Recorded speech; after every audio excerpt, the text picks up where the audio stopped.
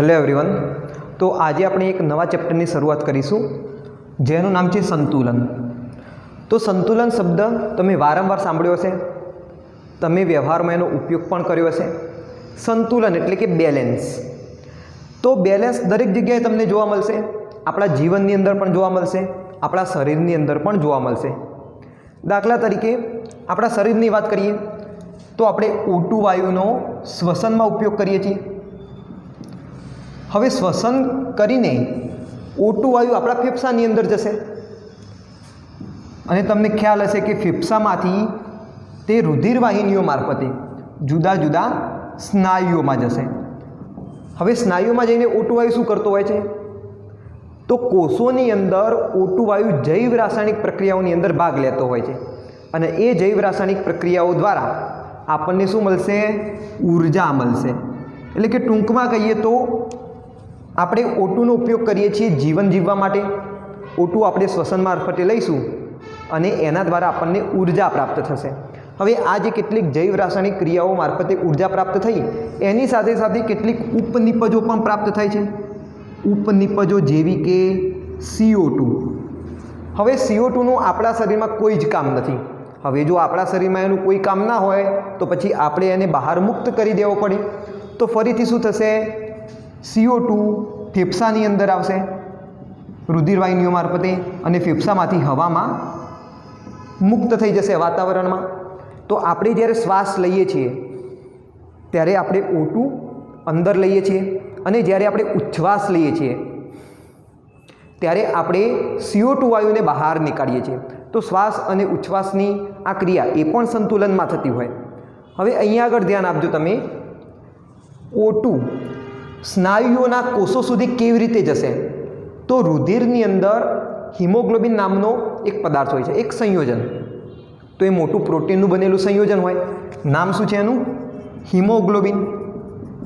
તો હિમોગ્લોબિન શું કરશે?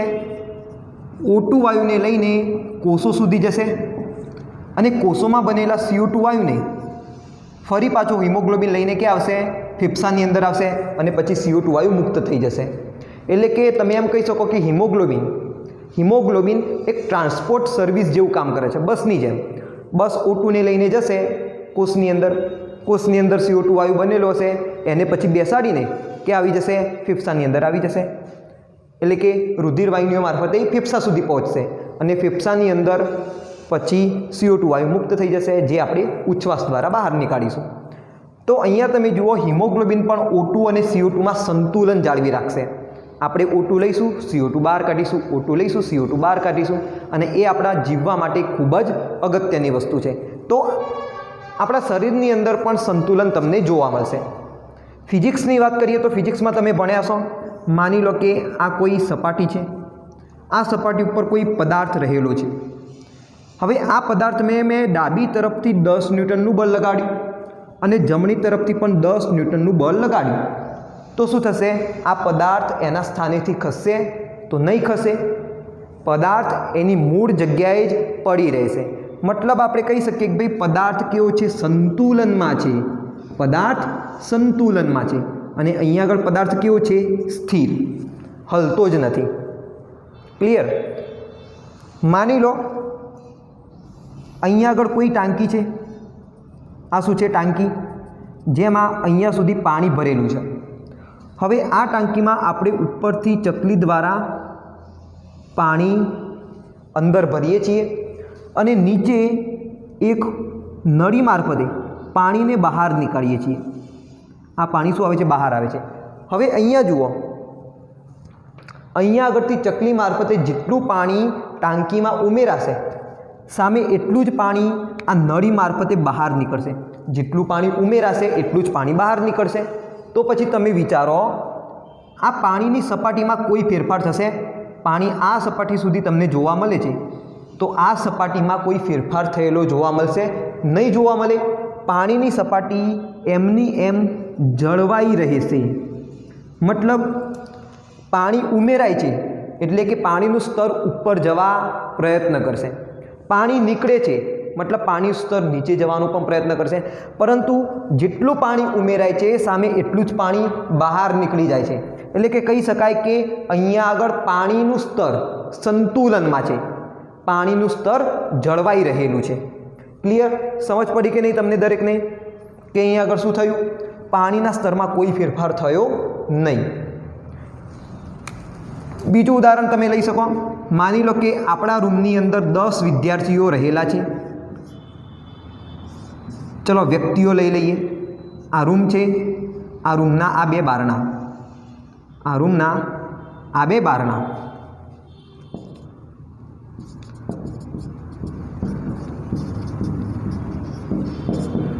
હવે આ રૂમની અંદર કેટલા વ્યક્તિઓ? 1 2 3 4 5 6 7 8 9 અને 10 વ્યક્તિઓ આ રૂમની અંદર રહેલા છે. હવે માની લો કે અહીંયાથી 2 વ્યક્તિઓ આ રૂમમાં એન્ટર થયા. તો જો 2 વ્યક્તિઓ આ રૂમમાં આવશે તો રૂમમાં વ્યક્તિઓની સંખ્યા કેટલી થઈ જશે? 10 + 2 એટલે કે 12 થઈ જશે.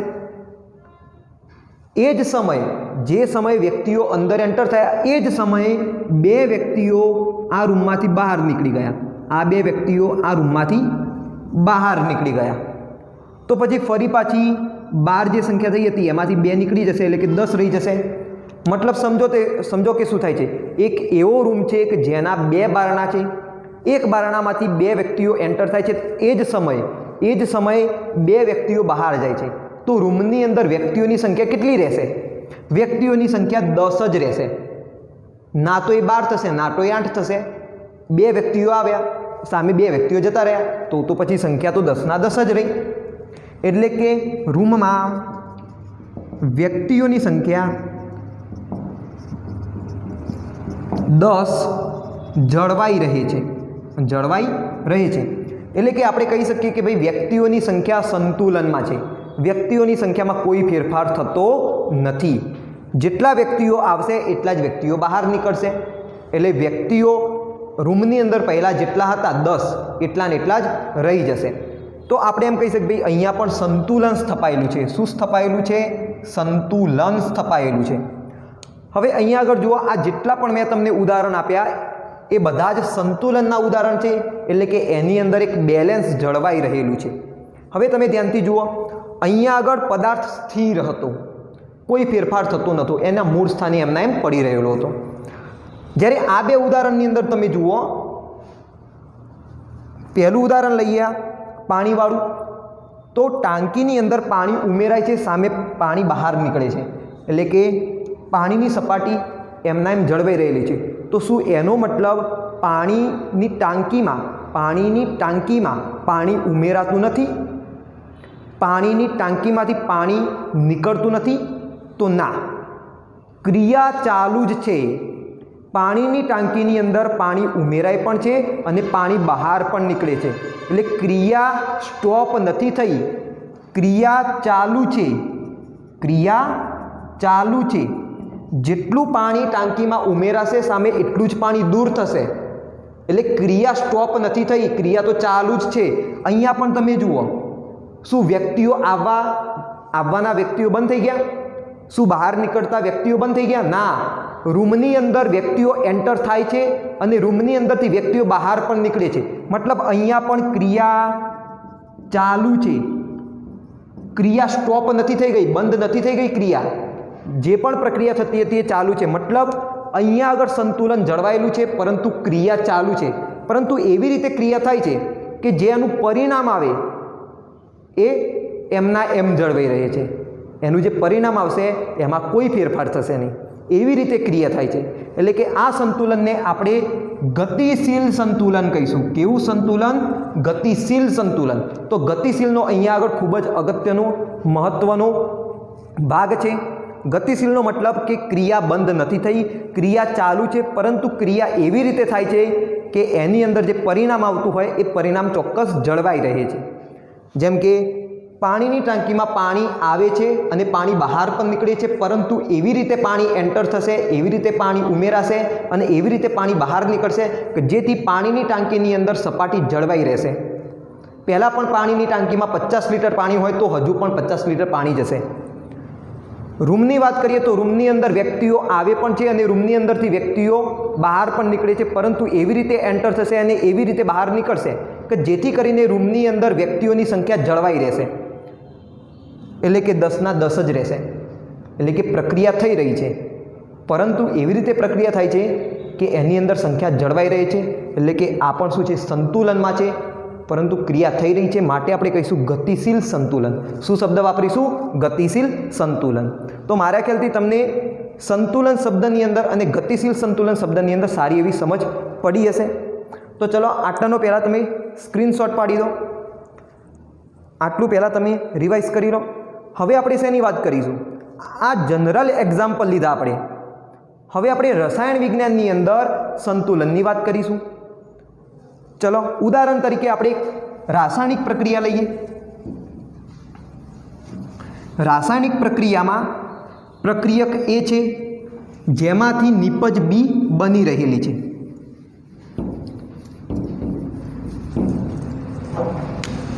એક રાસાયણિક પ્રક્રિયા લઈએ જેની અંદર પ્રક્રિયક એ છે જેમાંથી નિપજ બી બની રહેલી છે. હવે શરૂઆતમાં વાત કરીએ કે જ્યારે આપણે પ્રક્રિયકને પાત્રની અંદર લીધો તો શરૂઆતમાં પ્રક્રિયકની સાંદ્રતા માની લો કે 10 મોલ છે. કેટલા મોલ? 10 મોલ. 10 મોલ પદાર્થ એ લીધો, પ્રક્રિયા ચાલુ કરી, તો શરૂઆતમાં તો નિપજ બની જ ના હોય, બરાબર. શરૂઆતમાં નિપજ શૂન્ય હશે. મેં 10 મિનિટ પછી અવલોકન કર્યું, માની લો કે 2 વાગે પ્રક્રિયા ચાલુ કરી હોય તો 2 અને 10 મેં અવલોકન લીધું, 2 અને 10 મેં પાત્રને જોયું, તો જોતાં મને ખ્યાલ આવ્યો કે ભાઈ 10 મોલમાંથી 8 મોલ પ્રક્રિયક એ થઈ ગયો અને 2 મોલ નિપજ બની ગઈ. મેં 20 મિનિટે નક્કી કર્યું, એટલે કે 2 અને 20 ને જોયું, તો 2 અને 20 જોતાં ખ્યાલ આવ્યો કે 8માંથી 7 મોલ માની લો કે 5 મોલ પ્રક્રિયક એ રહ્યો અને 5 મોલ પ્રક્રિયક બી બની ગયો. હજુ 10 મિનિટ પછી જોયું, એટલે કે 2 અને 30 જોયું, તો 30 મિનિટે જોતાં ખ્યાલ આવ્યો કે પ્રક્રિયક એની સાંદ્રતા 4 મોલ થઈ ગઈ. હવે હું અહીંયા આગળ સાંદ્રતા મોલના સંદર્ભમાં જણાવું છું, બરાબર તમને, એટલે અહીંયા આગળ મેં મોલ લખેલા છે, તો એનાથી કોઈ જાજો ફરક નહીં પડે. તમે સમજો કે ભાઈ 4 મોલ પ્રક્રિયક એ રહી ગયો, તો સામે પ્રક્રિયક બી કેટલો? 6 મોલ. મેં 40 મિનિટે ફરીથી અવલોકન લીધું, 2 અને 40, તો 2 અને 40 જ્યારે અવલોકન કર્યું તો જોયું કે 4 મોલ પ્રક્રિયક એ છે, 6 મોલ પ્રક્રિયક બી છે. ફરીથી મેં 10 મિનિટ પછી અવલોકન લીધું, એટલે કે જુઓ 10-10 મિનિટના અંતરે હું અવલોકન લઈ રહ્યો છું. તો 40 મિનિટે લીધું, એના પછી મેં 2:50 લીધું હોય તો 50 મિનિટે 2:50 જ્યારે અવલોકન લીધું તો પણ 4 મોલ પ્રક્રિયક એ હતો અને 6 મોલ નિપજ બી હતી. મતલબ પ્રક્રિયા કરાવી એની નિપજ મળી બી. શરૂઆતમાં તો નિપજ બની નહીં હોય, ધીરે ધીરે પ્રક્રિયા આગળ વધી તો 8 મોલ પ્રક્રિયક રહ્યો, એમાંથી 2 મોલ નિપજ મળી, પછી 5 મોલ નિપજ મળી, પછી 6 મોલ નિપજ મળી. પણ પછી 10 મિનિટના અંતરે જોયું તો 6 મોલ જ નિપજ બી હતી. ફરીથી પાછું 10 મિનિટ પછી જોયું તો પણ 6 મોલ જ નિપજ હતી. મતલબ જોતાં મને એવું લાગશે કે પ્રક્રિયા બંધ થઈ ગઈ. જોતાં એવું લાગે કે પ્રક્રિયા બંધ થઈ ગઈ, પરંતુ ખરેખર એવું નહીં હોય. પ્રક્રિયા ચાલતી હશે, એટલે કે પ્રક્રિયક એમાંથી નિપજ બી બનતી હશે. પરંતુ 30 મિનિટે જ્યારે પ્રક્રિયક એમાંથી નિપજ બી બનતી હશે એ જ સમયે નિપજ બીમાંથી પ્રક્રિયક એ પણ બનતો હશે. એટલે કે પ્રક્રિયક એના જેટલા અણુઓ નિપજ બીની અંદર ફેરવાય, માની લો કે 10 અણુ પ્રક્રિયક એના નિપજમાં ફેરવાયા તો 10 અણુ નિપજ મળી, તો સામે 10 અણુ નિપજના પ્રક્રિયક એમાં ફેરવાશે, એટલે કે જથ્થામાં કોઈ ફેરફાર થશે નહીં. અહીંયા આગળ ધ્યાનથી સમજજો. પ્રક્રિયક એમાંથી નિપજ બી બની રહેલી છે, સામે નિપજ બીમાંથી પણ પ્રક્રિયક એ બનવાનું સ્ટાર્ટ થઈ જશે. શરૂઆતમાં નિપજ બીમાંથી પ્રક્રિયક એ બનતો હશે તો ખૂબ ઓછા પ્રમાણમાં બનતો હશે અથવા તો નહિવત બનતો હશે, પરંતુ જ્યારે 30 મિનિટ થઈ ત્યારે શું થશે? આ પ્રક્રિયા સંતુલનમાં આવી જશે. આ પ્રક્રિયા શેમાં આવી જશે? સંતુલનમાં આવી જશે. એટલે કે સંતુલનમાં આવશે એનો મતલબ પ્રક્રિયક એની સાંદ્રતા અને નિપજ બીની સાંદ્રતા સરખી રહી જશે. એના પછી એમની સાંદ્રતામાં કોઈ ફેરફાર થશે નહીં. પરંતુ એનો મતલબ એમ નહીં કે પ્રક્રિયા બંધ થઈ ગઈ. ના, પ્રક્રિયા ચાલુ જ છે, પરંતુ જેટલા પ્રમાણમાં પ્રક્રિયક એમાંથી નિપજ બી બને છે તેટલા જ પ્રમાણમાં નિપજ બીમાંથી પ્રક્રિયક એ બનતો હશે. એટલે કે જેટલું પાણી આવતું હોય એટલું જ પાણી બહાર જતું હોય. જેટલો પ્રક્રિયક એમાંથી નિપજ બી બનતો હશે એટલો જ નિપજ બીમાંથી પ્રક્રિયક એ બનતો હશે. એટલે કે હવે સાંદ્રતાની અંદર કોઈ ફેરફાર થશે નહીં. નિપજ બીના મોલ 6 રહી જશે અને પ્રક્રિયક એના મોલ 4 રહી જશે. ક્લિયર અહીંયા સુધી? તો ધ્યાનથી સાંભળજો. હવે જુઓ, જ્યારે પ્રક્રિયકથી નિપજ તરફ પ્રક્રિયા થતી હોય તો એને કહેવાય પુરોગામી પ્રક્રિયા. કઈ? પુરોગામી પ્રક્રિયા. એટલે કે આગળની દિશામાં થતી હોય એવી પ્રક્રિયાને, પ્રક્રિયકથી નિપજની દિશામાં થતી હોય એવી પ્રક્રિયાને પુરોગામી પ્રક્રિયા કહે છે. તો હું જે બોલ્યો એ તમે લખીને રાખજો. એવી રીતે જો નિપજમાંથી પ્રક્રિયક બનતો હોય એટલે કે પાછળની દિશામાં પ્રક્રિયા થતી હોય તો એને કહેવાય પ્રતિગામી પ્રક્રિયા. પ્રતિગામી પ્રક્રિયા એટલે કે નિપજમાંથી પ્રક્રિયક બનવાની જે પ્રક્રિયા છે એને કહેવાય પ્રતિગામી પ્રક્રિયા. તો અહીંયા તમે સમજો, સંતુલન વખતે સંતુલન જ્યારે સ્થપાશે ત્યારે પુરોગામી પ્રક્રિયા અને પ્રતિગામી પ્રક્રિયા થતી હશે. મતલબ પ્રક્રિયકમાંથી નિપજ બનતું હશે, નિપજમાંથી પ્રક્રિયક બનતો હશે. ક્લિયર છે અહીંયા સુધી? અને એવી રીતે બનતો હશે કે ભાઈ જેટલા પ્રમાણમાં પ્રક્રિયક એમાંથી નિપજ બી બનશે એટલા જ પ્રમાણમાં નિપજ બીમાંથી પ્રક્રિયક એ તમને મળશે. તો ચલો આટલું પહેલાં તમે નોટ ડાઉન કરો, એના પછી આપણે આગળ વાત કરીએ.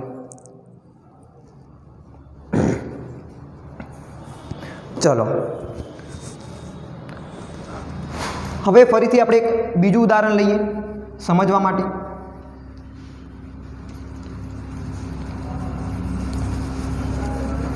માની લો કે આપણે કોઈ પાત્રની અંદર, કોઈ શૂન્યાવકાશ કરેલા પાત્રની અંદર પાણીને લઈએ છીએ.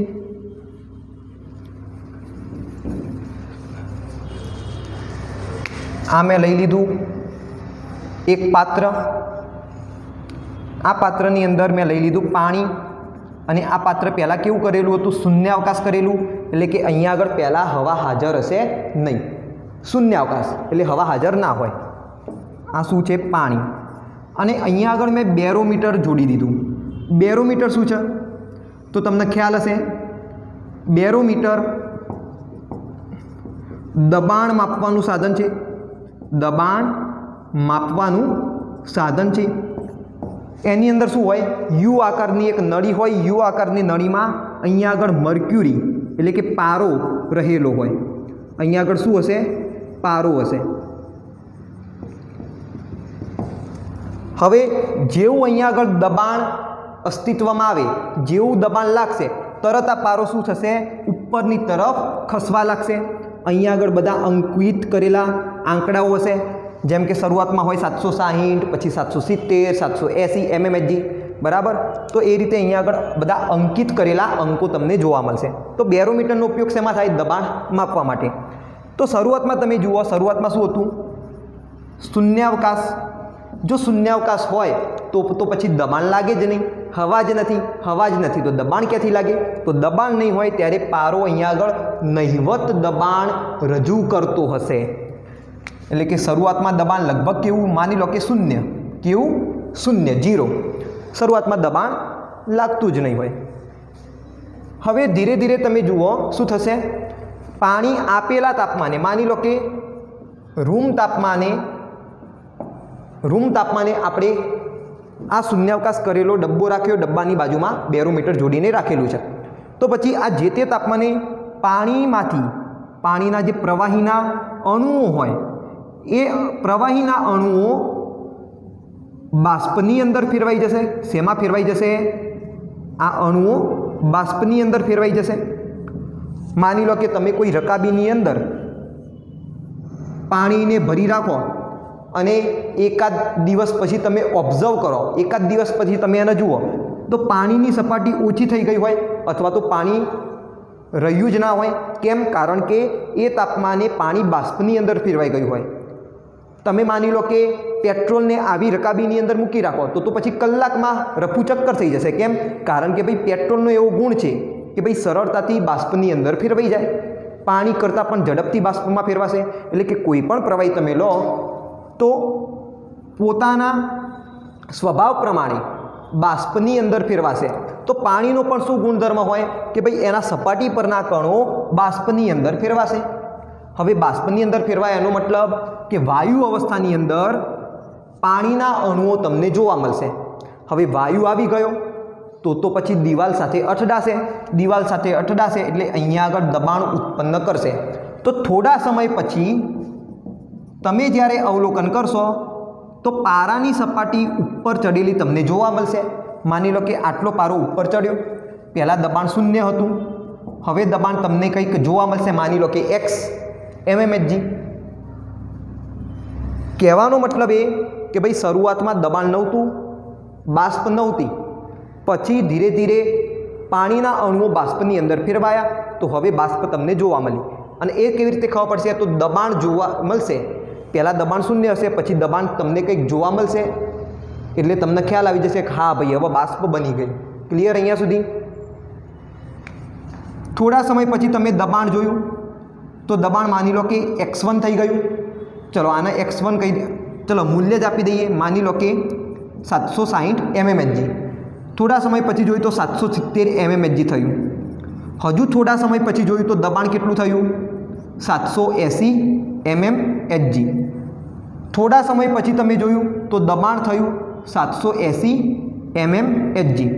હજુ તમે થોડા સમય પછી અવલોકન કર્યું તો તમને દબાણ જોવા મળ્યું 780 mmHg. મતલબ તમે અવલોકન કરતા જ રહો છો પરંતુ દબાણની અંદર હવે ફેરફાર થતો નથી. પહેલાં 0 હતું, ધીરે ધીરે દબાણ વધવા લાગ્યું, 760 થયું, 770 થયું, 780 થયું, પરંતુ 780 પછી દબાણ વધતું નથી. એનો મતલબ તમે એમ કહેશો કે પ્રવાહીમાંથી પાણીના અણુઓ બાષ્પની અંદર ફેરવાતા નથી. ના, એ વસ્તુ ખોટી. પ્રવાહીમાંથી પાણીના અણુઓ બાષ્પમાં ફેરવાતા હશે, પરંતુ જ્યારે 780 દબાણ લાગુ પડ્યું, જ્યારે દબાણ 780 થયું હશે એ સમયે બાષ્પમાંથી વાયુના અણુઓ, બાષ્પના અણુઓ પ્રવાહી અવસ્થામાં આવવા લાગ્યા. એટલે કે પહેલાં પ્રવાહી કલામાંથી બાષ્પ કલામાં H2Oના અણુઓ જતા હતા, હવે બાષ્પ કલામાંથી પ્રવાહી કલામાં H2Oના અણુઓ જતા હશે. જુઓ, પહેલાં માત્ર શું થતું હતું? બાષ્પીભવન થતું હતું. પ્રવાહીમાંથી બાષ્પ કલામાં H2Oના અણુઓ જતા હતા.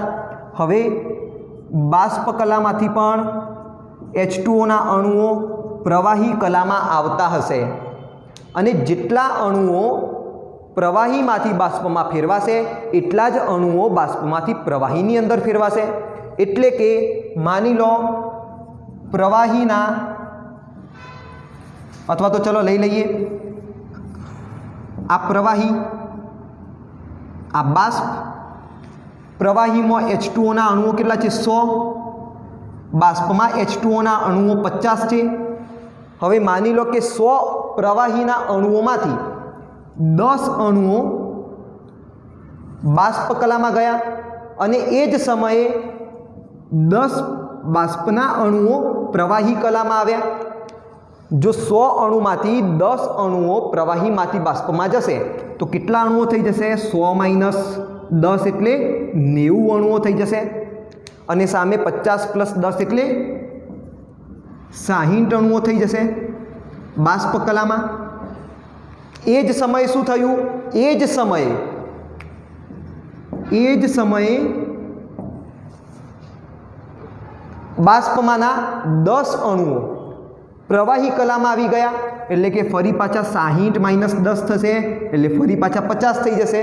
અને 10 અણુઓ પ્રવાહી કલામાં આવ્યા તો પાછા 90 + 10 થઈ જશે, એટલે કે 100 થઈ જશે. હવે આ પ્રક્રિયા વારા ફરતી ના થતી હોય, એક જ સાથે થતી હોય.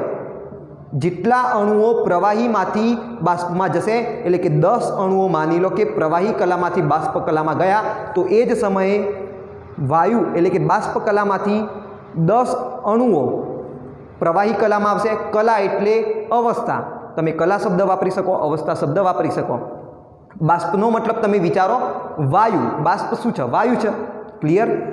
તો ખ્યાલ આવે છે શું થાય છે?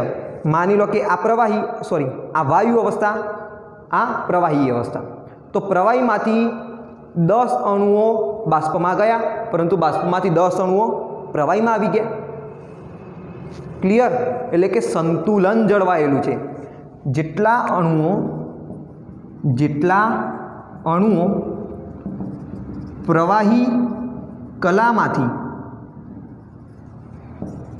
બાષ્પ એટલે કે વાયુ કલામાં જાય છે, તેટલા જ અણુઓ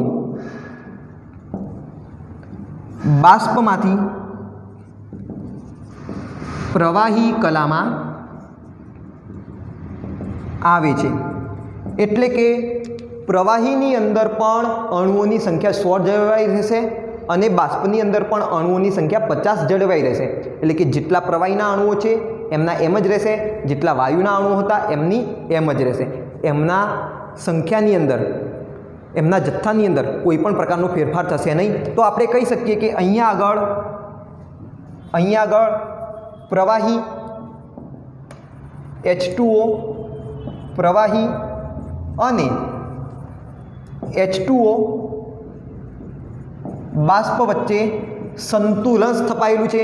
એટલે કે પુરોગામી પ્રક્રિયા જેટલા પ્રમાણમાં થશે એટલા જ પ્રમાણમાં પ્રતિગામી પ્રક્રિયા થતી હશે. તો અહીંયા આગળ તમને ક્લિયર થઈ ગયું? ઓકે. અને આ જે બાષ્પ હશે એના દ્વારા ઉત્પન્ન થતું જે દબાણ હશે એને આપણે શું કહીશું?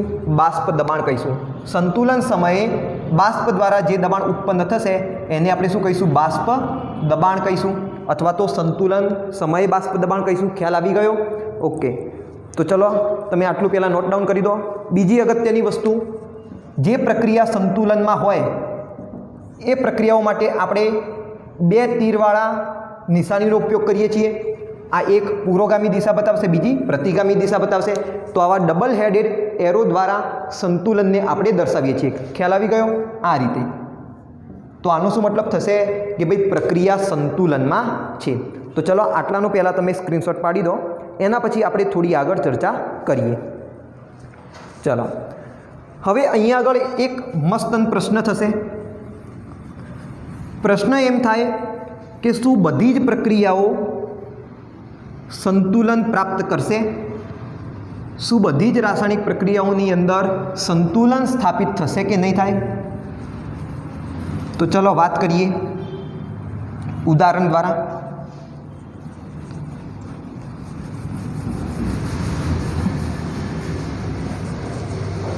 માની લો કે આપણે HCl અને NaOHની પ્રક્રિયા કરાવી. તો તમને ખબર છે કે આ એસિડ બેઝ તટસ્થીકરણની પ્રક્રિયા છે. NaCl અને પાણી મળશે, એટલે કે ક્ષાર અને પાણી મળશે. તો તમે વિચારો, જ્યારે HCl અને NaOH જોડાઈને NaCl અને પાણી બનાવશે, તો ફરીથી NaCl અને પાણી જોડાઈને વળી પાછું HCl અને NaOH બનાવશે. તમે તમારા ઘરની અંદર મીઠાને પાણીની અંદર ઓગાળો છો તો શું હાઇડ્રોક્લોરિક એસિડ બને છે? સોડિયમ હાઇડ્રોક્સાઇડ પ્રાપ્ત થાય છે? નથી પ્રાપ્ત થતો. મતલબ આ પ્રક્રિયા માત્ર પુરોગામી દિશામાં જ થાય છે, પ્રતિગામી દિશામાં થતી નથી. એટલે કે HClનો સ્વભાવ એવો છે કે ભાઈ H+ આપશે, ફરીથી H+ સ્વીકાર કરશે નહીં. ઓકે. એટલે કે HClનો H+ આપવાનો સ્વભાવ છે, NaOH નો OH- આપવાનો સ્વભાવ છે.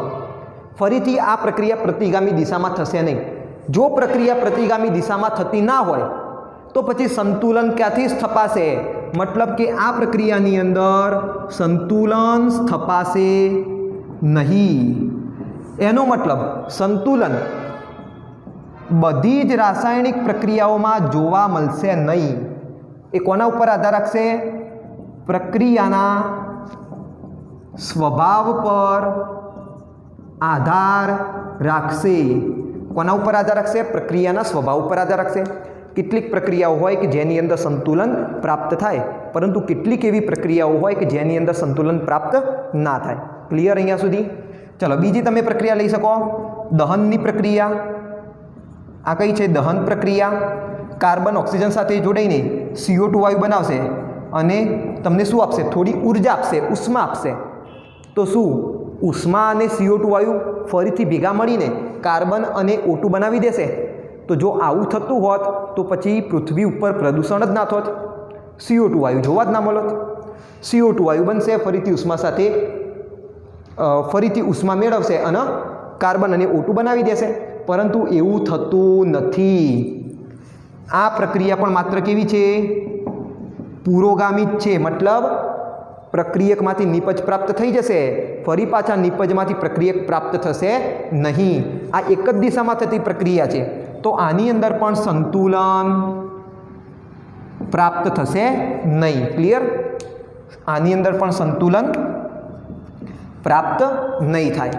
તો આ પણ તમે નોટ ડાઉન કરી દેજો. તો સંતુલન પ્રાપ્ત થાય કે ના થાય એ કોના ઉપર આધાર રાખે?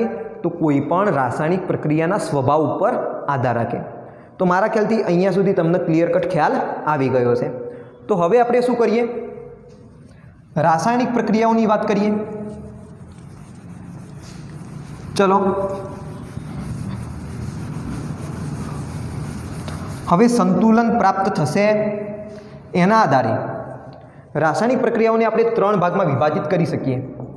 સંતુલન પ્રાપ્ત થાય તેના આધારે રાસાયણિક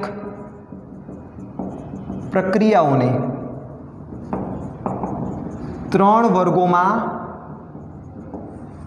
વિભાજિત કરી શકાય. ચલો સૌથી પહેલા વર્ગની વાત કરીએ તો પ્રક્રિયા થતી હશે, પ્રક્રિયકમાંથી નિપજ પ્રાપ્ત થતું હશે. હવે થોડા સમય પછી નિપજમાંથી પણ પ્રક્રિયક પ્રાપ્ત થશે, એટલે કે સંતુલન સ્થપાશે. હવે જુઓ અહીંયા આગળ શું થયું? માની લો કે 100 મોલ હતા. હું મોલના સંદર્ભમાં તમને સમજાવું છું અત્યારે, પછી આપણે જે તે સમયે સાંદ્રતાના આધારે દાખલાઓ ગણીશું. પરંતુ અહીંયા આગળ મેં મોલ લખેલા છે, બરાબર? માની લો કે 100 મોલ પ્રક્રિયક છે.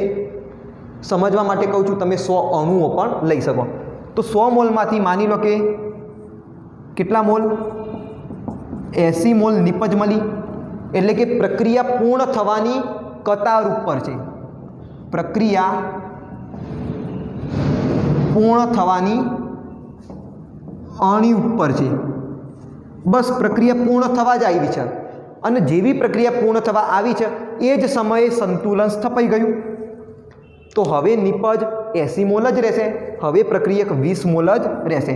આ સાંદ્રતામાં કોઈ ફેરફાર થશે નહીં.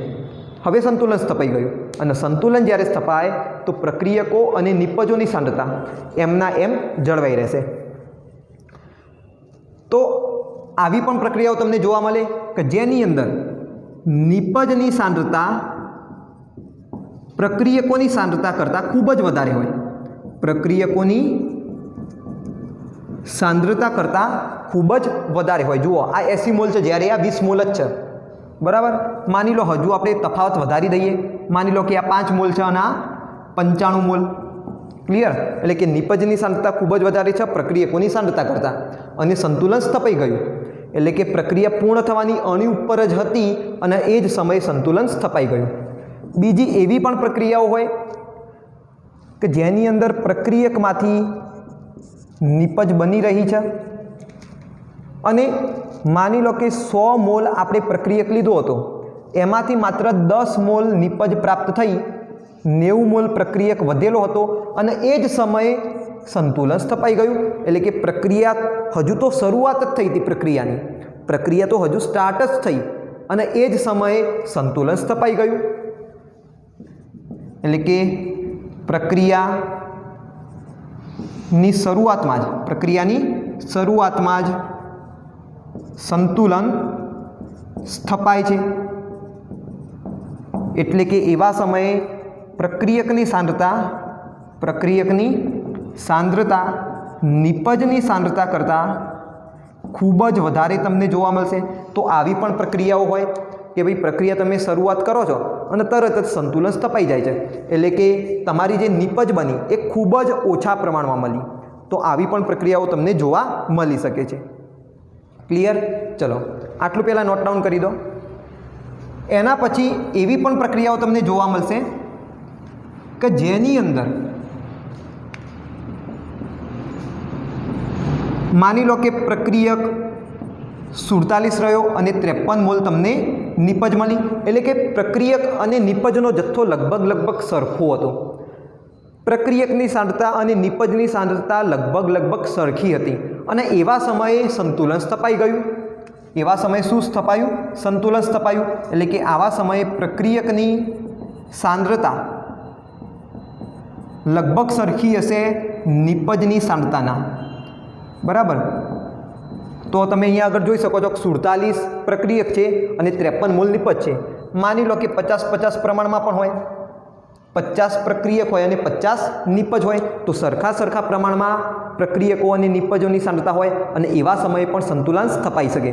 તો સંતુલનનો મતલબ એમ ના થાય કે ભાઈ 50% નિપજ હશે, 50% પ્રક્રિયક હશે. ના, સંતુલનનો મતલબ ભાઈ પ્રક્રિયા આગળ જેટલી થતી હશે એટલા જ પ્રમાણમાં પાછળ જતી હશે. ક્લિયર? પુરોગામી પ્રક્રિયાનો વેગ અને પ્રતિગામી પ્રક્રિયાનો વેગ સંતુલન સમયે સરખો હશે. તો ખૂબ જ અગત્યનું વાક્ય, મોસ્ટ ઇમ્પોર્ટન્ટ, નોટ ડાઉન કરીને લખજો. સંતુલન સમયે પુરોગામી પ્રક્રિયાનો વેગ અને પ્રતિગામી પ્રક્રિયાનો વેગ સમાન હોય છે. હવે પ્રક્રિયાના વેગનો શું મતલબ થાય? તો ભાઈ કેટલા પ્રમાણમાં નિપજ પ્રાપ્ત થઈ રહી છે એ એનો વેગ ગણાશે. હવે પ્રક્રિયાના વેગ વિશે આપણે ધોરણ 12ની અંદર ડિટેલમાં અભ્યાસ કરીશું. અહીંયા આગળ ખાસ એની અંદર આપણે જતા નથી હાલ. તો તમે સમજો અહીંયા આગળ કે ભાઈ જેટલા પ્રમાણમાં પ્રક્રિયક બનતો હશે એટલા જ પ્રમાણમાં એટલા જ સમયની અંદર નિપજમાંથી પ્રક્રિયક બનતો હશે. એટલે કે પુરોગામી પ્રક્રિયા અને પ્રતિગામી પ્રક્રિયાનો વેગ કેવો હશે? સરખો હશે. જેટલા સમયની અંદર પ્રક્રિયકમાંથી નિપજ મળતી હશે એટલા જ સમયની અંદર નિપજમાંથી પ્રક્રિયક બનતો હશે.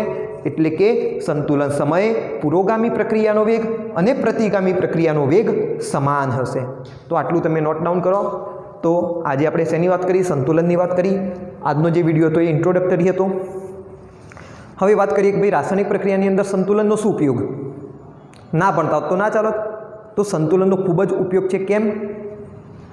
ઉદાહરણ તરીકે તમને એક સમજાવીએ. ચલો, હેબર વિધિ તમને ખ્યાલ હશે. નાઇટ્રોજન અને હાઇડ્રોજનનો ઉપયોગ કરીને તમે શું બનાવો છો? Ammonia, NH3. અને એમોનિયા આપણા માટે ખૂબ જ અગત્યનો ઘટક છે. ખાતરની અંદર પણ એમોનિયાનો ઉપયોગ થતો હોય છે, NH3. તો પહેલાં આને બેલેન્સ કરી દો રિએક્શનને. તો અહીંયા આવશે 2 અને અહીંયા આવી જશે 3. બરાબર? તો જુઓ, નાઇટ્રોજન અને હાઇડ્રોજન જોડાઈને એમોનિયા બનાવે છે, પરંતુ આ પ્રક્રિયાની અંદર સંતુલન પ્રાપ્ત થઈ જાય છે. હવે સંતુલન જેવું પ્રાપ્ત થશે એવા જ નિપજ અને પ્રક્રિયકોની સાંદ્રતા જળવાઈ રહેશે. ના તો વધશે ના તો ઘટશે. તો માની લો કે મારે વધારે ને વધારે પ્રમાણમાં નિપજ મેળવવી છે. માની લો કે મેં 100 ગ્રામ પ્રક્રિયક લીધો, તો મારી ઈચ્છા એવી હશે કે હું 100 ગ્રામ નિપજ પ્રાપ્ત કરું, પરંતુ સંતુલન જેવું સ્થાપિત થશે એવું જ પ્રક્રિયકો અને નિપજોની સાંદ્રતામાં કોઈ ફેરફાર નહીં થાય. માની લો કે 70 ગ્રામ પ્રક્રિયકમાંથી 70 ગ્રામ નિપજ, 100 ગ્રામ પ્રક્રિયકમાંથી 70 ગ્રામ નિપજ પ્રાપ્ત થઈ, તો 30 ગ્રામ પ્રક્રિયક બાકી રહી જશે. તો પછી સંતુલનનો અભ્યાસ કરીને આપણે એ જાણી શકીએ કે ભાઈ પ્રક્રિયાને આગળની દિશામાં કેવી રીતે ધકેલી શકાય. તાપમાન, દબાણ, ઉદ્દીપકનો ઉપયોગ કરીને કેવી રીતે હું પુરોગામી પ્રક્રિયાનો વેગ વધારી શકું, સંતુલનને હજુ જમણી તરફ ખસેડી શકું, એટલે કે વધુને વધુ નિપજ પ્રાપ્ત કરી શકું. તો આ ઉદ્દેશ્યથી આપણે સંતુલનનો અભ્યાસ કરીએ છીએ, કારણ કે આપણે વધારે ને વધારે પ્રમાણમાં નિપજ પ્રાપ્ત કરવાની હોય છે. ક્લિયર છે બધાને? તો આ મેં તમને એક્ઝામ્પલ દ્વારા સમજાવ્યું કે ભાઈ એમોનિયા જો વધારે ને વધારે પ્રમાણમાં મેળવવો હોય તો તમે શું કરી શકો? સંતુલનને હજુ જમણી તરફ ખસેડો. જમણી તરફ ખસેડવાનો મતલબ અહીંયા આગળ મેં તમને જણાવ્યું ને કે એવી કેટલીક પ્રક્રિયાઓ હોય કે જે પ્રક્રિયા પૂર્ણ થવાની આની ઉપર હોય અને સંતુલન સ્થપાય. તો એ પ્રમાણેની કોઈક મિકેનિઝમ, એ પ્રમાણેનું કોઈક કામ કરો તમે કે જેથી કરીને તમને વધારે ને વધારે પ્રમાણમાં નિપજ પ્રાપ્ત થાય. અને એના કારણે આપણે સંતુલનનો અહીંયા આગળ અભ્યાસ કરીશું. સંતુલન ઉપર કયા કયા પરિબળોની અસર થાય છે એના વિશે જોઈશું. બીજું, માની લો કે કોઈ રાસાયણિક પ્રક્રિયાની અંદર સંતુલન થઈ રહેલું છે, જેમ કે આ રાસાયણિક પ્રક્રિયાની અંદર જો સંતુલન થતું હોય તો એને કહેવાય રાસાયણિક સંતુલન. હવે કોઈક વાર ભૌતિક અવસ્થાઓની અંદર પણ ફેરફાર થતો હોય, જેમ કે આપણે ઉદાહરણ જોયું, પ્રવાહી હતું પાણી, એ પાણી પ્રવાહી અવસ્થામાંથી બાષ્પ કલામાં ગયું તો ત્યાં આગળ પાણી તો પાણી જ રહેતું હતું, એની અંદર કોઈ રાસાયણિક ફેરફાર નહોતો થતો, ત્યાં આગળ ભૌતિક ફેરફાર થતો હતો. તો આવા જે ભૌતિક ફેરફાર થતા હોય અથવા તો જે ભૌતિક પ્રક્રિયાઓ થતી હોય એની અંદર જો સંતુલન પ્રાપ્ત થતું હોય તો એને કહેવાય ભૌતિક સંતુલન, બરાબર? અથવા તો ભૌતિક પ્રક્રમો એટલે કે પ્રક્રિયા, ભૌતિક પ્રક્રિયામાં જોવા મળતું અથવા તો ભૌતિક પ્રક્રમમાં જોવા મળતું સંતુલન કહી શકાય. તો શરૂઆતમાં આપણે ભૌતિક સંતુલન વિશેની વાત કરીશું, એટલે કે ભૌતિક પ્રક્રમોની અંદર, ભૌતિક પ્રક્રિયાઓની અંદર જે સંતુલન પ્રાપ્ત થાય છે એના વિશેની માહિતી મેળવીશું. હા, એના ઉપરથી કોઈ ખાસ એટલા બધા સવાલો બનતા હોતા નથી, પરંતુ એને સમજવું આપણા માટે ખૂબ જ અગત્યનું છે.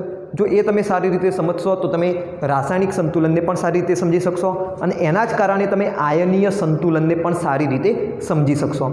ક્લિયર? તો આપણે સ્ટેપ બાય સ્ટેપ બેઝિકથી શરૂઆત કરીશું અને તમને એની અંદર સારી એવી સમજ પણ પડશે. તો આ વિડીયોની અંદર આટલું રાખીએ. ભૌતિક સંતુલનથી આપણે નેક્સ્ટ શરૂઆત કરીશું. તો આ વિડીયોની અંદર માત્ર આટલું જ.